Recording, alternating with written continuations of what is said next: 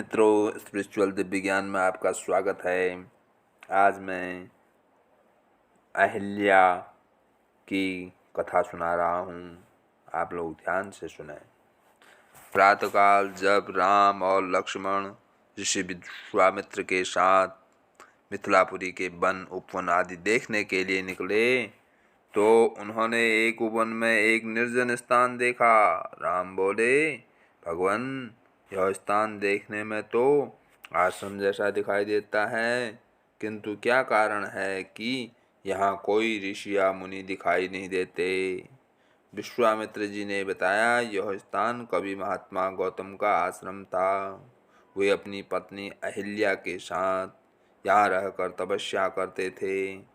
एक दिन जब गौतम ऋषि आश्रम के बाहर गए हुए थे तो उनकी अनुपस्थिति में इंद्र ने गौतम के वेश में आकर अहिल्या से प्रणय याचना की। यद्यपि अहिल्या ने इंद्र को पहचान लिया था तो भी यह विचार करके कि मैं इतनी सुंदर हूँ कि देवराज इंद्र स्वयं मुझसे प्रणय याचना कर रहे हैं, अपनी स्वीकृति दे दी।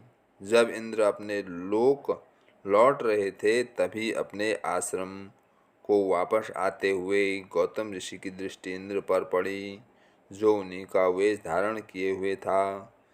वे सब कुछ समझ गए और उन्होंने इंद्र को शाप दे दिया। इसके बाद उन्होंने अपनी पत्नी को शाप दिया कि हे दुराचारिणी, तू हजारों वर्षों तक केवल हवा पीकर कष्ट उठाती हुई यहाँ राख में पड़ी रहे। जब राम इस वन में प्रवेश करेंगे तभी उनकी कृपा से तेरा उद्धार होगा, तभी तू अपना पूर्व शरीर धारण करके मेरे पास आ सकेगी। यह कहकर गौतम ऋषि इस आश्रम को छोड़कर हिमालय पर जाकर तपस्या करने लगे। इसलिए हे राम, अब तुम आश्रम के अंदर जाकर अहिल्या का उद्धार करो। विश्वामित्र जी की बात सुनकर वे दोनों भाई आश्रम के भीतर प्रविष्ट हुए।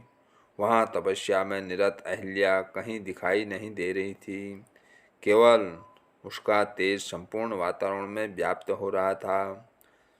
जब अहिल्या की दृष्टि राम पर पड़ी तो उनके पवित्र दर्शन पाकर एक बार फिर सुंदर नारी के रूप में दिखाई देने लगी। नारी रूप में अहिल्या को सम्मुख पाकर राम और लक्ष्मण ने श्रद्धापूर्वक उनके चरण स्पर्श किए। उससे उचित आदर सत्कार ग्रहण कर वे मुनिराज के साथ पुनः मिथिलापुरी को लौट आए। बोलो श्यापति रामचंद्र की जय।